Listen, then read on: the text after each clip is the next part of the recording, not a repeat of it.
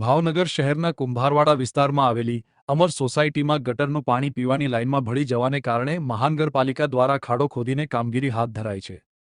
મહાનગરપાલિકા દ્વારા 15 દિવસથી ખોદેલા ખાડામાં એક ગાય પડી જવાની પણ ઘટના બની હોવાનું જાણવા મળ્યું છે। જો કે ખોદેલા ખાડાને કારણે ત્યાં રમતા બાળક તેમાં પડી જાય તો મોટી દુર્ઘટના ઘટવાની સંભાવનાઓ રહેલી છે। ત્યારે સ્થાનિકોની માંગ છે કે આખરે કામગીરી મહાનગરપાલિકા ક્યારે પૂર્ણ કરશે।